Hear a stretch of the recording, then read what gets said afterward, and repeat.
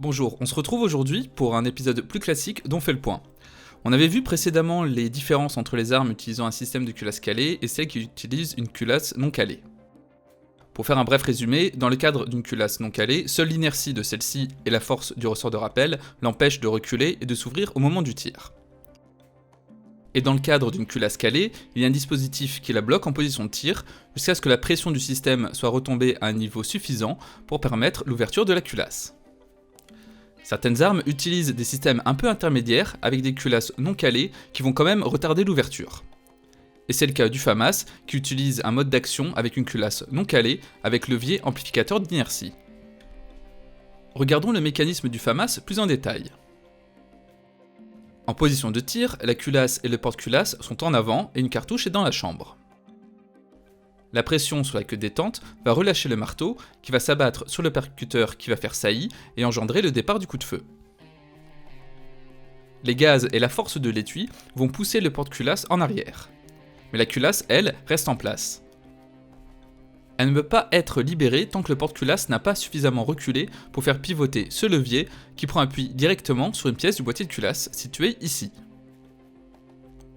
Une fois que le levier a pivoté d'environ 45 degrés, la culasse peut alors également commencer son chemin vers l'arrière et commencer le processus d'extraction puis d'éjection de l'étui.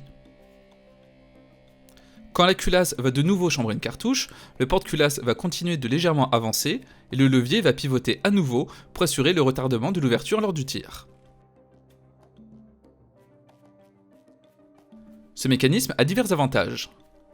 Le premier est sa simplicité, car on n'a pas besoin de trouer le canon pour les vents, ni de piston ou de veine gazeuse comme sur un MAS 49.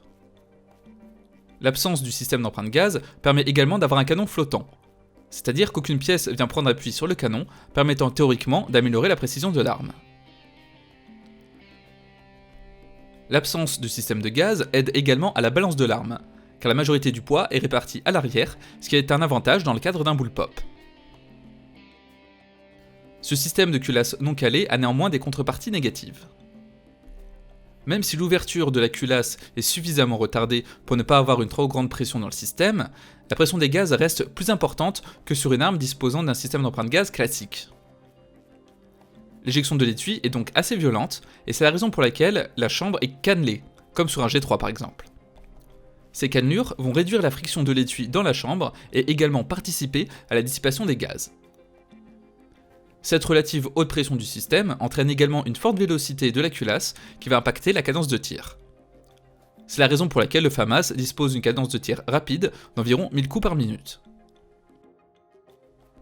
Ce mode d'action à culasse non calée avec levier amplificateur d'inertie n'est pas très répandu, et le FAMAS est sûrement l'arme la plus connue utilisant ce système.